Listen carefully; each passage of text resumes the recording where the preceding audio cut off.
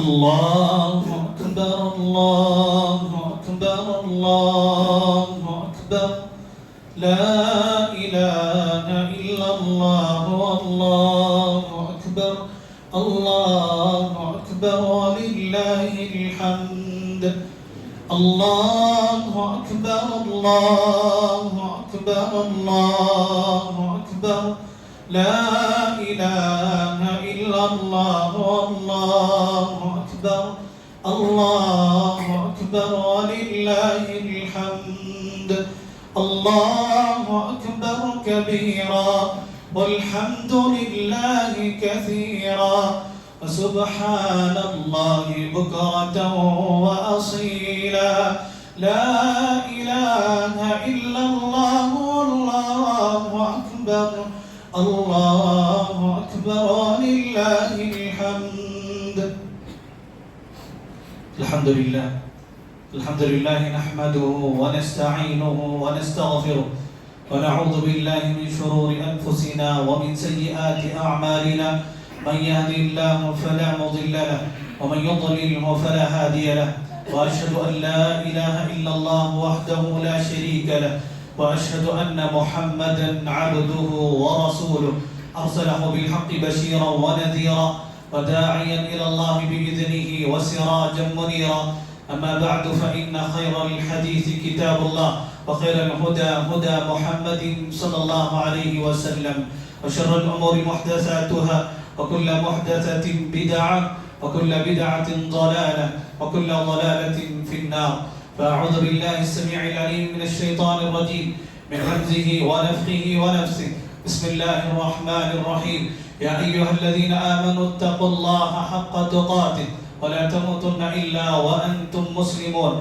يا أيها الناس اتقوا ربكم الذي خلقكم من نفس واحدة وخلق منها زوجها وبث منهما رجالا كثيرا ونساء واتقوا الله الذي تساءلون به والأرحام إن الله كان عليكم رقيبا يا أيها الذين آمنوا اتقوا الله وقولوا قولا سديدا يصلح لكم أعمالكم ويغفر لكم ذنوبكم ومن يطع الله ورسوله فقد فاز فوزا عظيما فقد قال الله تبارك وتعالى في كلامه المجيد أعوذ بالله من الشيطان الرجيم قل إن صلاتي ونسكي ومحياي ومماتي لله رب العالمين لا شريك له وبذلك أمرت وأنا أول المسلمين وقال النبي صلى الله عليه وسلم إن الله لا ينظر إلى صوركم وأموالكم ولكن ينظر إلى قلوبكم وأعمالكم ہر قسم کی تعریف و توصیف حمد و ثنا بڑائی اور بزرگی خالق کائنات مالک ارض و سما اللہ وحدہ لا شریک کے لائق اور سزاوار بعدہ درود و سلام ہو اللہ کی جانب سے بھیجے گئے تمام انبیاء اور رسول پر بالخصوص نبیوں کے سلسلے کی آخری کڑی جناب محمد رسول اللہ صلی اللہ علیہ وسلم پر رب العزت کا بے پایا شکر و احسان ہے کہ رب العزت ہماری زندگی میں بار بار ایسے خوشی کے مواقع فراہم کرتا ہے اللہ تبارک و تعالیٰ کا کتنا بھی شکر ادا کریں اس ناحیے سے کم ہی ہے حضرات خواتین ہم مسلمان اچھی طریقے سے اس بات سے واقف ہیں کہ اسلام میں جو دو عیدیں مشروع کی گئی ان میں سے دوسری عید عید الاضحیٰ جسے عوام میں مختلف نام سے یاد کیا جاتا ہے کسی کے یہاں بقرہ عید ہے اور کوئی اسے بقرہ عید سے تعبیر کرتے ہیں ممکن ہے ان کے اپنے نزدیک یہ توجیہ بھی ہوں جن کے یہاں گائے ذبح کیے جائیں ان کے یہاں بقرہ عید ہے، اور جن کے یہاں بکرا ذبح کیا جائے ان کے یہاں بقرہ عید ہے۔ الغرض عید الاضحیٰ، اسے عید قربان بھی کہا جاتا ہے۔ کیوں عید قربان اسے کہا جاتا ہے؟ اس عید کے پیچھے اور اس میں جو عبادت ہم لوگوں کو انجام دینی، اس کے پیچھے کیا مقصد ہے؟ یہ جان کر کے اس عبادت کو انجام دیں تو اس عبادت کا حق ادا ہوگا۔ افسوس امت کی اکثریت اس عبادت کو انجام دیتی لیکن رسماً معاشرے میں ایک چلن ہے، معاشرے میں ایک رسم بنا ہوا ہے، اس لیے کئی لوگ اس عبادت کو انجام دیتے ہیں۔ کوئی لوگ جانور کی قربانی کو اپنا اسٹیٹس لوگوں کے سامنے دکھانے کا ایک موقع ایسے سمجھتے ہیں۔ ہم کتنے معیار کے ہیں کہ لوگوں کو بتانے کے لیے بھی بسا اوقات قربانی کی جا رہی ہے۔ حضرت کرام، آج کے اس دن خاص کر کے پورے ملک میں بلکہ کئی ممالک میں عید الاضحیٰ کی مناسبت سے اللہ تبارک و تعالیٰ کی بارگاہ میں کئی جانور ذبح ہوں گے۔ اس کے پیچھے آخر کیا فلسفہ ہے، کیا مقاصد ہیں قربانی کے پیچھے، وہ ہم لوگوں کو مد نظر رکھنا چاہیے۔ حضرین، قربانی اس کی تاریخ بہت پرانی، جب سے انسان کو اللہ تبارک و تعالیٰ نے روئے زمین پر بسایا اس وقت سے اس عبادت کا چلن ہے۔ حضرت آدم علیہ السلام کے اولاد کے قصے آپ پڑھ کر کے دیکھیں، اور میں ایک اہم قصہ قربانی کا بھی قرآن میں اللہ نے سورہ مائدہ میں ذکر کیا، اذ قربا قربانا،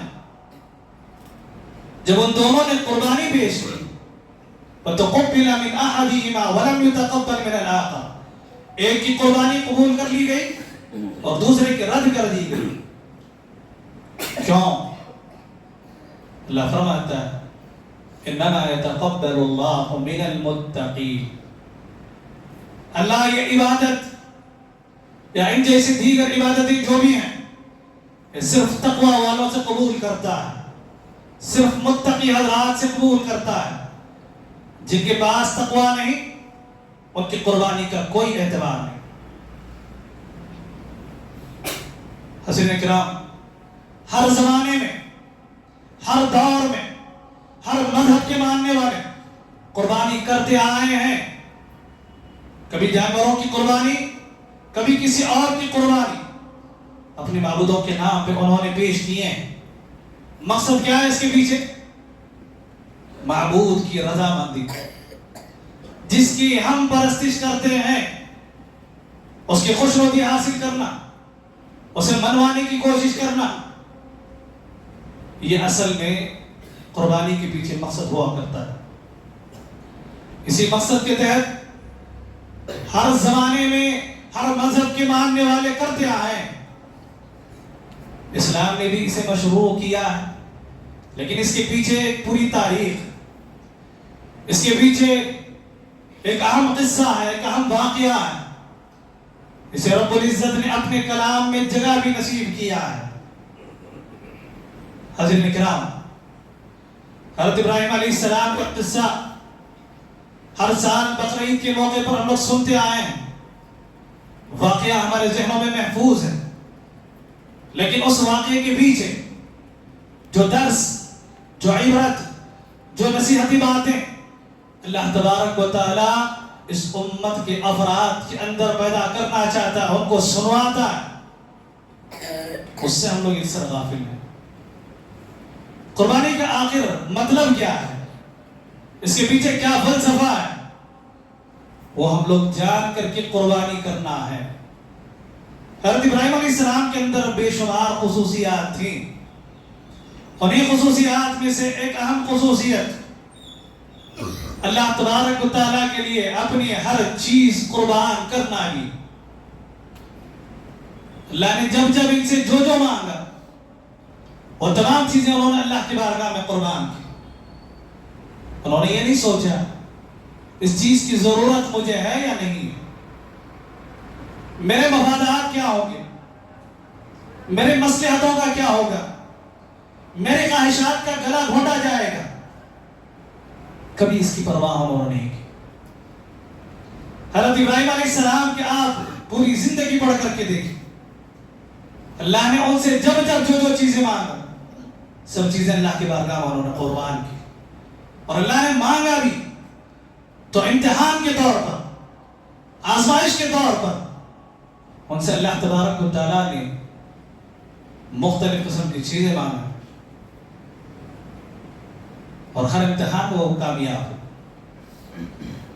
فرماتا اللہ تعالیٰ وَإِذِ ابْتَلَىٰ إِبْرَاهِيمَ رَبُّهُ بِكَلِمَاتٍ فَأَتَمَّهُنَّ، ہر امتحان میں کامیاب، ہر امتحان میں پاس ہو۔ اللہ نے کہا إِنِّي جَاعِلُكَ لِلنَّاسِ إِمَامًا، میں آپ کو لوگوں کا پیشوا بناتا ہوں، میں آپ کو لوگوں کا رہنما بناتا ہوں، میں آپ کو لوگوں کے لیے قائد بناتا ہوں۔ حضرت ابراہیم علیہ السلام ہمارے جد اعلیٰ ابو الانبیاء ہیں، ان کی قربانی کو اللہ تبارک و تعالیٰ نے یادگار بنانے کے لیے، قیامت تک آنے والے افراد کے لیے قربانی کو مشروع کیا ہے۔ حضرین، لگ بھگ 4000 سال ہوئے حضرت ابراہیم علیہ السلام کا یہ واقعہ پیش آئے ہوئے، لگ بھگ 4000 سال ہوئے۔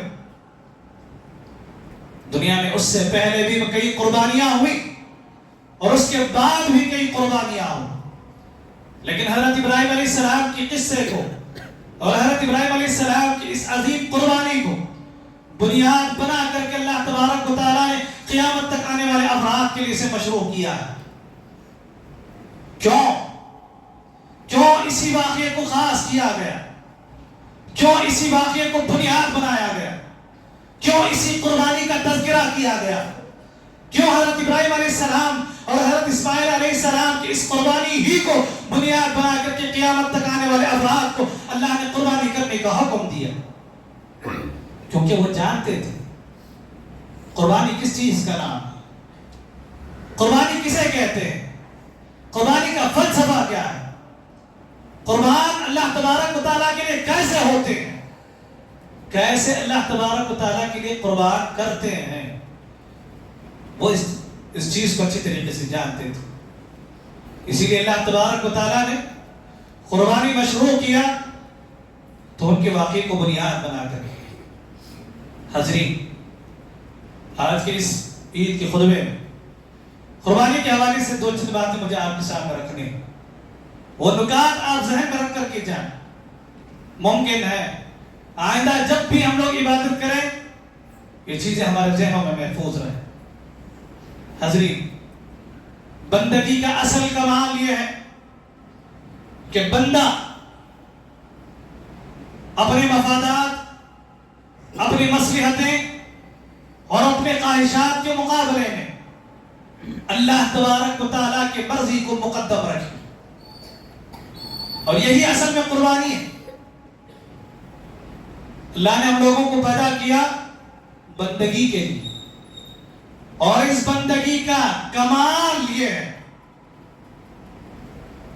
ہمارے جو بھی مفادات ہیں، ہماری جو بھی مصلحتیں ہیں، ہماری جو بھی امنگیں ہیں، جو بھی خواہشیں، سب اللہ کی مرضی کے تابع ہونا۔ حضرت ابراہیم علیہ السلام اللہ کے حکم پر اپنے بیٹے کو ذبح کرنے کے لیے لے کر کے چلے، بیٹے کو منوا بھی لیا، لٹا بھی دیے۔ وہ بیٹا جسے اللہ تبارک و تعالیٰ سے برسوں دعا کر کے مانگے، اللہ نے دیا بھی تو بڑھاپے میں دیا۔ یہ بڑھاپے کے سہارے اور کوئی سہارا نہیں تھا، اس کے باوجود اللہ تبارک و تعالیٰ نے ان سے قربانی مانگی. اپنے مفاد کو انہوں نے قربان کیا، اپنی مصلحت کو انہوں نے پیٹھ پیچھے ڈال دیا، اپنی خواہشات، اپنی امیدیں جو کچھ بھی تھی اس کا انہوں نے گلا گھونٹا. اور یہی اصل میں قربانی.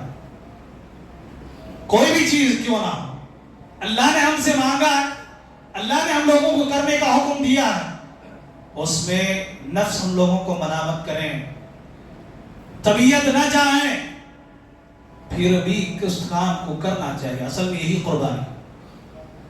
لمبی چوڑی قربانی کی تفسیر کی ضرورت نہیں ہے. نماز فجر میں بیدار ہونا،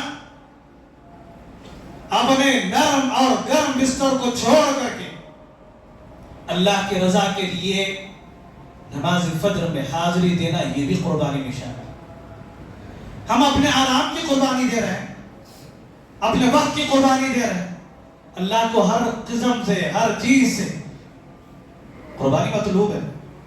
اور اللہ تبارک و تعالی ہر میدان میں دیکھیے گا. پہلی بات قربانی کے حوالے سے ذہن میں رکھیں، ہمارے جو بھی مفادات ہیں، ہمارے جو بھی مصلحتیں ہیں اور ہماری جو بھی خواہشیں ہیں، وہ اللہ کی مرضی کے تابع ہونا ہے.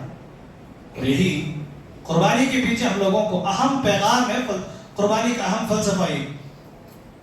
دوسری بات قربانی کے حوالے سے، اللہ ہم سے مانگ رہا ہے کبھی جانور کی قربانی، کبھی مال کی قربانی، کبھی اپنے آرام کی قربانی، کبھی کسی اور کی، کبھی کسی اور کی.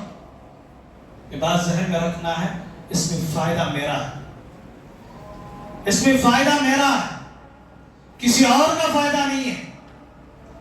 خود اللہ تبارک و تعالیٰ کا بھی اس میں ذرہ برابر فائدہ نہیں. حدیث میں جیسا کہ ذکر اللہ کے رسول نے فرمایا، اگر کائنات کے تمام افراد میری فرما برداری کرنے لگے، میری مرضی کے مطابق، میرے منشا کے مطابق زندگی گزارنے لگے، میری قدرت میں، میری سلطنت میں ذرہ برابر اضافہ نہیں ہوگا.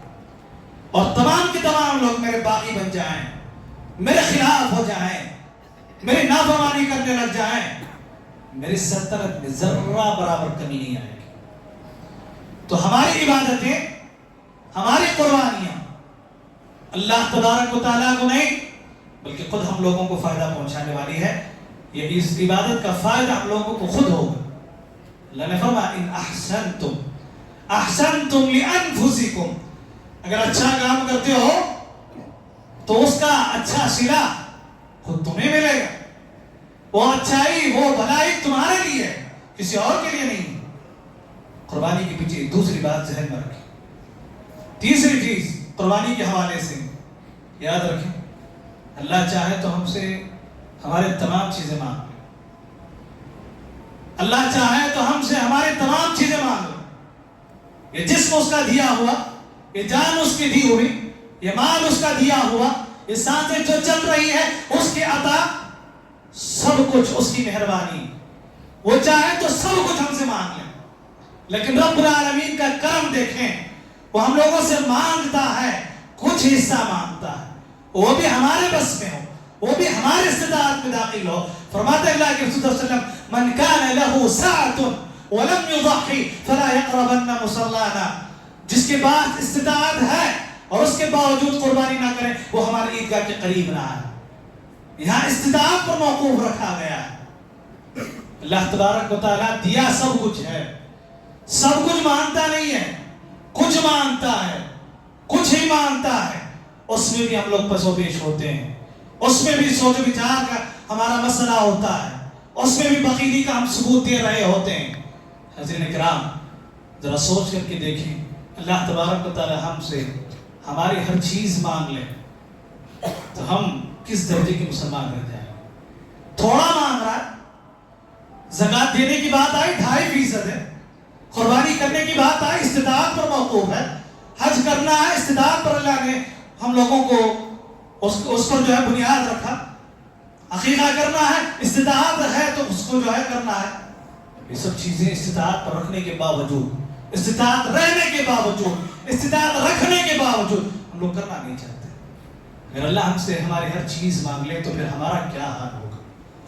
حضرین کرام، قربانی کے پیچھے ایک اہم بات یہ بھی ذہن میں رکھیں، قربانی کرتے ہوئے یا کرنے کا ارادہ جب بھی ہو، یا اللہ کی بارگاہ میں کچھ بھی دینے کا ارادہ، یہ ہرگز نہ سوچیں کہ یہ چیز میری ہے، یہ میرے محنت کا ثمرہ ہے، یہ میں کمایا، یہ میں جمایا، یہ میرے ہنر کا صلہ ہے، میں اللہ تبارک و تعالیٰ کی بارگاہ میں دے رہا ہوں۔ نہیں، وہ دیا، اس میں سے کچھ ہم دے رہے ہیں۔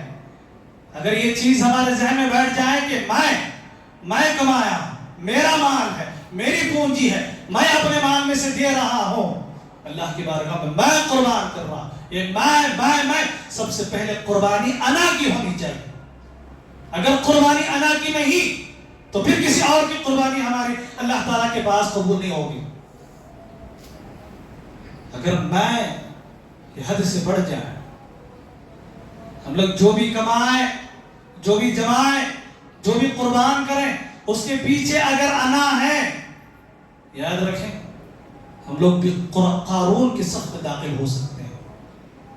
اللہ نے اسے مال دیا، اللہ کے راہ میں خرچ کرنے کا حکم دیا، اسے اللہ کا فضل اسے بتایا، وقت کے نبی، وقت کے ظاہر عابد لوگوں نے اسے سمجھایا، کہتا انما اوتیتہ علی علم عندی، مجھے جو مال ملا وہ میرے علم کی بنیاد پر، یہ میرا ہنر ہے، یہ میرا فن ہے، میں اپنی محنت سے کمایا ہوں، میں اپنی چالاکی، اپنی ہوشیاری اس کو جمع کیا ہوں۔ یاد رکھیں اگر انا آ گئے تو سمجھ لینا چاہیے، تو پھر اللہ تبارک و تعالیٰ قارون کی طرح، یہ اللہ تعالیٰ کی جو سنت ہے، سنت فنا، یہ بھی اللہ تبارک و تعالیٰ ضرور رکھے۔ حضرین کرام، قربانی کے پیچھے جو اہم حکمتیں ہیں، اس کے پیچھے جو فلسفہ، اس کے حوالے سے 3 باتیں آپ لوگوں کے سامنے گزری۔ چوتھی بات ذہن میں رکھیں، دنیا میں 2 قسم کے مزے ہوتے ہیں، ایک حاصل کرنے کا اور دوسرا لٹانے کا۔ ایک حاصل کرنے کا اور دوسرا لٹانے کا۔ حاصل کرنے میں بھی مزہ ہے، لٹانے میں بھی مزہ ہے۔ حاصل کرنے میں مزہ ان لوگوں کو زیادہ ہوتا ہے جو دنیا دار لوگ ہوتے ہیں، لٹانے میں مزہ ان لوگوں کو آتا ہے جو عباد الرحمن ہوتے ہیں، جو اللہ والے ہوتے ہیں۔ حضرین، لٹانے کا مزہ اگر کسی کو آ جائے، کسی کو اللہ کی بارگاہ میں قربان کرنے کا وہ مزہ، وہ لذت اسے مل جائے، تب یہ سمجھ لینا چاہیے کہ قربانی کا حق پورا نہ صحیح، کم از کم تھوڑا بہت تو میں ادا کر رہا ہوں۔ قربانی ممکن اللہ تبارک و تعالیٰ میری قبول کریں، یہ اس وقت آنا چاہیے جب قربان کر کے ہم لوگ لذت محسوس کرنے لگے۔ ہمارا عالم یہ ہے، قربانی کرتے ہوئے اچھی اور عمدہ چیزیں ہمارے لیے، ساری ردی چیزیں یا پھر درمیانی اور متوسط چیزیں اوروں کے لیے دینے کی کوشش کرتے ہیں۔ قربانی یہاں بھی دیکھیے گا اللہ تبارک و تعالیٰ۔ حضرین کرام، حضرت ابراہیم علیہ السلام کی زندگی سے جو بات ہم لوگوں کو سمجھ میں آتی وہ یہ کہ ہمارے پاس جو کچھ ہے وہ ہمارا نہیں، سب کچھ اسی کا ہے۔ اسی لیے قربانی کرتے ہوئے یہ دعا ہم لوگوں کو سکھائے گی، ان صلاتی و نسکی و محیای و مماتی للہ رب العالمین، میری نماز، میری قربانی، میری زندگی، میری موت، سب کچھ اللہ تبارک و تعالیٰ کے لیے، سب اللہ تبارک و تعالیٰ کے لیے۔ زندگی بھی اسی کی دی ہوئی اور زندگی اسی کے لیے وقت ہونا چاہیے، موت وہی لینے والا، اور جب آئے تو اس کے مرضی کے مطابق، وہ جیسے چاہتا ہے ویسے ہماری موت آئے۔ ہماری عبادتیں اسی کے لیے، ہماری ریاضتیں اسی کے لیے۔ حضرین، افسوس کی بات یہ ہے کہ آج ہم میں سے اکثریت کی عبادتیں ایک رسم بن گئی ہے، رسم بن گئی ہے، یا پھر ریاء و نمود کے جھانسے میں ہم لوگ پھنس چکے ہیں۔ یہ 2 باتوں میں سے کوئی ایک بات ضرور ہے، چل رہا ہے، رسم بنا ہوا ہے، معاشرے میں اسٹیٹس کا ایک معیار اسے بنا لیا گیا۔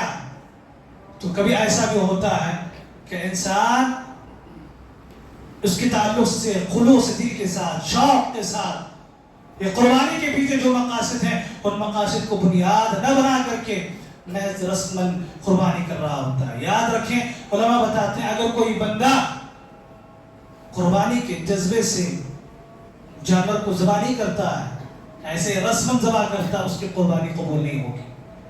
میرے مائیں بہنیں یہاں بیٹھے ہیں, عید کے حوالے سے اللہ کے رسول صلی اللہ علیہ وسلم کی سنت رہی ہے. خطبے کے آخر میں اللہ کے رسول صلی اللہ علیہ وسلم خواتین سے بھی خطاب کر کے کچھ باتیں بیان کر لیا کرتے تھے, اس سنت کو بنیاد بنا کر کے آپ لوگوں کے سامنے یہ بات عرض کرنی ہے. قربانی کے حوالے سے بہت ساری باتیں آ گئی, وہ باتیں وہ مردوں کے لیے بھی ہیں, خواتین کے لیے بھی ہیں. بطور خاص اما ہاجرہ علیہ السلام کے واقعے کو بنیاد بنا کر کے آپ لوگوں کو یہ نقطہ آپ لوگوں کے سامنے بیان کرنا ہے کہ قربانی عموماً جب بھی ذکر ہوتا ہے حضرت ابراہیم علیہ السلام کے واقعے کو بنیاد بنا کر کے صرف وہ واقعہ ان کے ارد گرد زیادہ سے زیادہ حضرت اسماعیل علیہ السلام کے قصے کو ذکر کر کے ان کی باتوں کو ذکر کر کے ان کے جو ہے تذکرہ, بس ان کا تذکرہ ہوتا ہے. قربانی اصل میں یہاں اما ہاجرہ علیہ السلام کی بھی ہے. بے آب ہو گیا وادی میں جب حضرت ابراہیم علیہ السلام اپنے شیرخوار بچے اور عورت اپنی بیوی کو چھوڑ کر کے جاتے ہیں, پلٹ کر کے نہیں دیکھتے ہیں. حضرت حاجرہ علیہ السلام بار بار بلا رہی ہیں لیکن مڑنے کے لیے تیار نہیں ہے. بلاخر انہوں نے پوچھ لیا, اللہ امرک بہذا, اللہ امرک بہذا, بس صرف اتنا بتا دو کیا اللہ کے حکم سے ہم لوگوں کے ہاں چھوڑ کر کے جا رہے ہو؟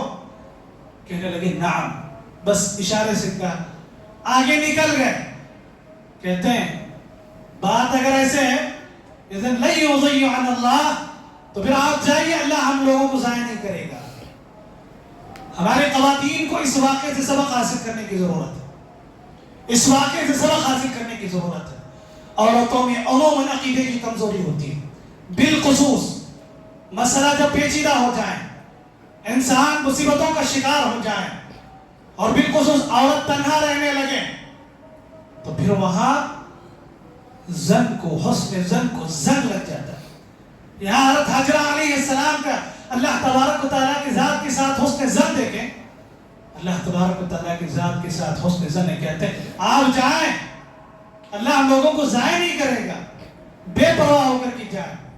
ہماری خواتین ہوتی تو کتنے مسائل ہوتے, کیسی کیسی پریشانیاں ہوتی, خود وہ بھی پیچھے ہو لیتی, اگر کچھ نہیں تو بس تانے کی جو تیریں ہیں وہ بھی ایک مرد کو گھائل کرنے کے لیے کافی. کہتے ایک اور بیوی بھی ہے تو ہماری آپ کی, ہاں ہو سکتا ہے ہم لوگوں کو اس جگہ چھوڑ کر کے آپ جا رہے ہیں. یاد رکھیں اما ہاجرہ علیہ السلام کی قربانی کو, شیرخوار بچے کو, ان کی بھوک مٹانے کے لیے جب وہ دوڑی صفا مروہ کے درمیان, آج کی طرح صفا مروہ نہیں تھا, آج لوگ تھک جاتے ہیں سعی کرتے ہوئے. حضرین یاد رکھیں اس واقعے کو بنیاد بنا کر کے ہی سعی کو مشروع کیا گیا, لیکن اس چیز کو نہ بھولیں. اما ہاجرہ علیہ السلام کو اللہ اولاد دیا, بڑھاپے میں اولاد دیا. ایک بوڑھی ماں اپنے شیرخوار بچے کی پیاس کو بجھانے کے لیے دو بار پہاڑوں کے درمیان کبھی اس پر چڑھتی کبھی اس پر چڑھتی. ایک عورت کے, تنہا عورت کی حالت کیا رہی ہوگی؟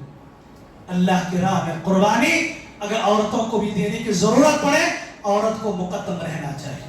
اگر شوہر, اگر باپ, اگر اپنا بھائی اللہ تبارک و تعالیٰ کے راستے میں لگا ہوا ہے اور سہارا آپ کو بننے کی ضرورت پڑے تو آپ اس میں سہارا بننے کی کوشش کریں. میں سمجھتا ہوں حضرت ابراہیم علیہ السلام کی زندگی میں ہم لوگوں کو جو عبرت کی بات ہے اس میں ایک اہم بات یہ ہے, ایک اہم نقطہ یہ ہے کہ حضرت ابراہیم علیہ السلام کو ایسے بیوی اور ایسے وفادار بیٹے ملنے کی وجہ سے ان کو بہت سارا کام آسان ہو گئے. مورخین نے لکھا ہے, سیرت نگاروں نے لکھا ہے, حضرت ابراہیم علیہ السلام کے سلسلے میں جب چھوڑ کر کے گئے مکے کی وادی میں, پھر مکمل مکہ پھر پلٹ کر کے آئے تو 3 سے 4 مرتبہ بہت مشکل آیا ہوں گے. الگ الگ واقعات 3 سے 4 مرتبہ, ایک مرتبہ ذبح کرنے کا واقعہ, دوسری مرتبہ جب بہو کی حالت جائزہ لے کر کے گئے تو ایسے 3-4 مرتبہ بس مکے میں وہ داخل ہوئے ہیں. پھر وہ تنہا عورت زندگی بسر کرنے لگی.